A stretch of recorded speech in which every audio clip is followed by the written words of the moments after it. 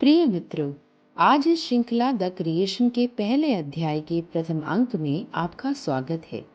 इस अंक में हम सृष्टि, जो कि ईश्वर की अनंत लीला है, उसके सृजन की प्रथम अवस्था के बारे में जानेंगे। सृष्टि दिव्य सत्ता, परब्रह्म जो संपूर्णता है का अनंत खेल है। परब्रह्म की दो ब्रह्मांडीय अवस्थाएं हैं, जागृत अवस्था और निद्रा अवस्था। जब परब्रह्म जागृत अवस्था में होते हैं तब उनका प्रकाशन सृष्टि के रूप में प्रकट होता है। जब वे निद्रा अवस्था में होते हैं तब उनकी सारी क्रियाएं पूर्ण शून्य शून्य अवस्था में लीन हो जाती हैं और सृष्टि का अस्तित्व समाप्त हो जाता है। यह ऐसी अवस्था है जहाँ कोई गति नहीं होती, पूर्ण स्थिरता और पूर्ण अव्यवस्था होती है।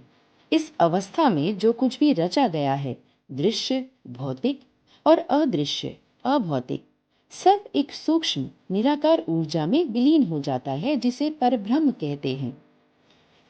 यह केवल अस्तित्व की अवस्था है, मात्र होने की अवस्था, पर ऐसा जैसे कोई वस्तु हो जिस पर प्रकाश ना पड़ने के कारण उसका प्रतिबिंब ही दिखाई न दे। समस्त मानवीय, अमानवीय, दैवीय और अधमानवीय तत्व परब्रह्म में विलीन हो जाते हैं जब वे अपनी ही प्रसन्नता और मनोरंजन के लिए चल रहा सृष्टि नाटक रोक देते हैं। इस प्रकार ये चक्र परब्रह्म की अस्तित्वहीनता की अवस्था से उनकी पूर्ण अभिव्यक्ति अर्थात स्वयं सृष्टि के रूप में प्रकट होने की अवस्था तक घूमता रहता है। सृष्टि की शुरुआत कहाँ से हुई, इस बात को लेकर बहुत समय से मतभेद चलता आ रहा है। यदि ये समझ लिया जाए कि परब्रह्मा का स्वभाव ही अनंत है, तो ये विवाद आसानी से समाप्त हो जाता है।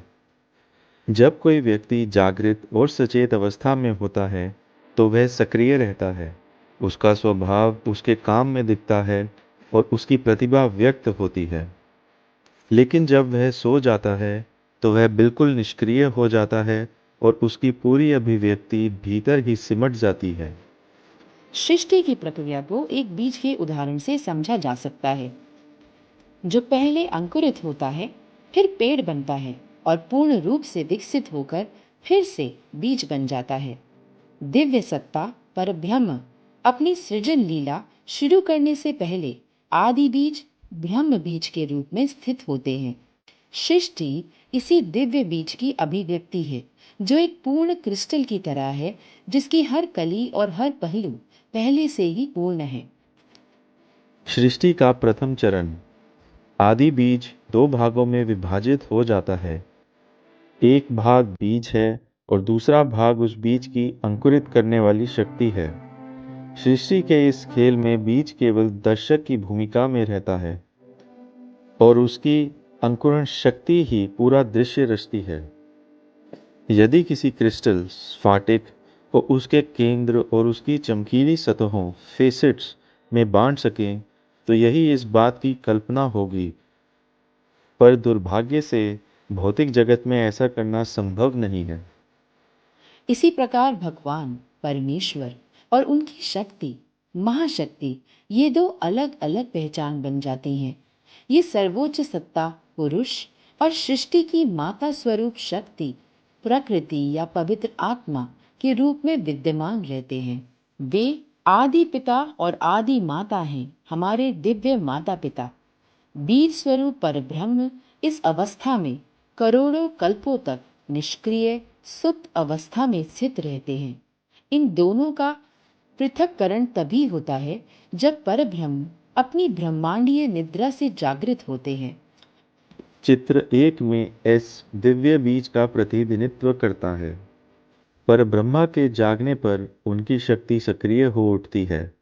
यह शक्ति बीज में दिव्य प्रेम की लहर जगा देती है। यह कंपन आदि ब्रह्मनाद पैदा करता है। जैसे क्रिस्टल दिव्य ऊर्जा में घुल जाता है और उसके केंद्र के चारों ओर गोल तरंगे निकलने लगती हैं। ये तरंगे केंद्र के चारों ओर जमा होकर आदि वलय प्रथम वृत्त बना देती हैं। आखिरकार आदि दिव्य शक्ति दिव्य बीज से बाहर निकलकर इस बने हुए वृत्त में चली जाती है। इस तरह सृष्टि के पहले चरण में अंकुरित हो रहा बीज दो भागों में बट जाता है। केंद्र सर्वशक्तिमान और सर्वव्यापी पुरुष है। एक भाग केंद्र बिंदु सर्वशक्तिमान और सर्वत्र व्याप्त पुरुष के रूप में रहता है।